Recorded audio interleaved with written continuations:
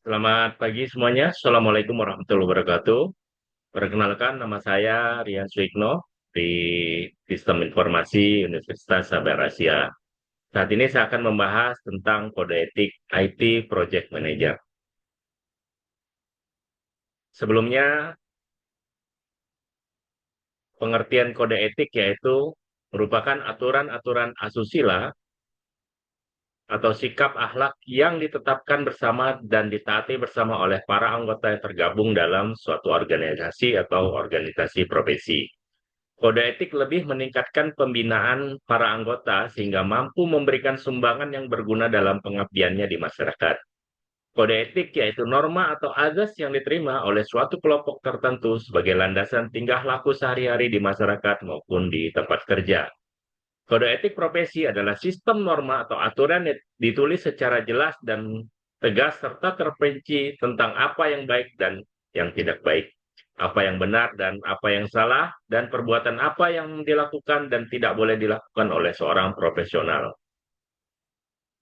Prinsip utama kode etik yaitu tanggung jawab atau responsibility, respect atau respect, keadilan atau fairness, dan kejujuran atau honesty.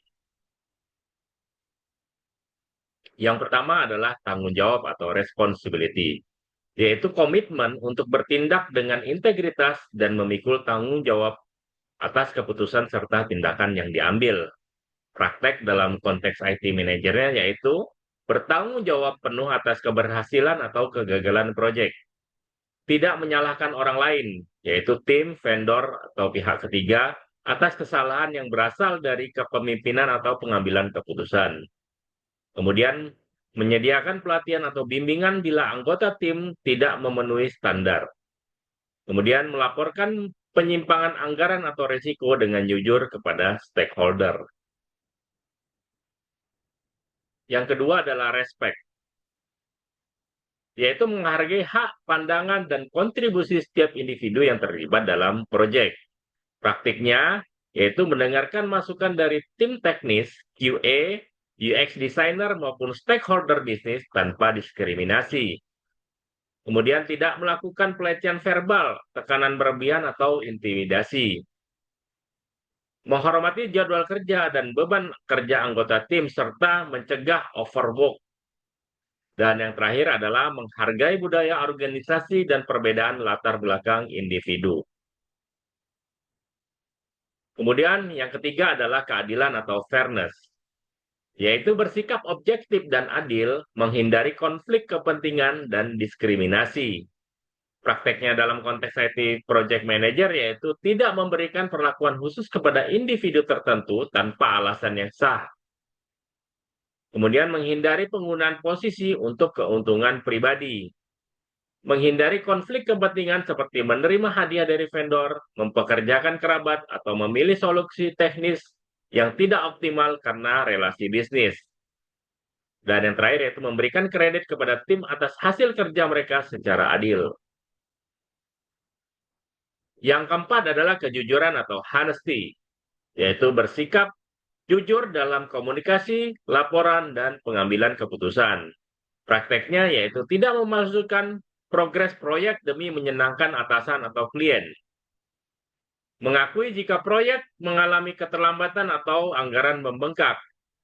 Tidak memanipulasi data proyek, hasil pengujian, atau laporan kinerja. Menjelaskan estimasi waktu dan biaya dengan realistis, bukan janji kosong.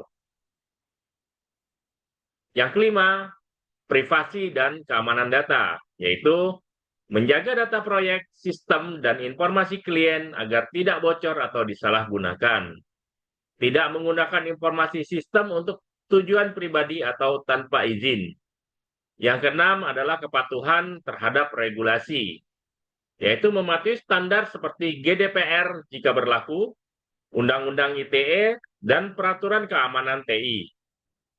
Menjamin bahwa perangkat lunak dan infrastruktur yang digunakan bebas dari pelanggaran lisensi.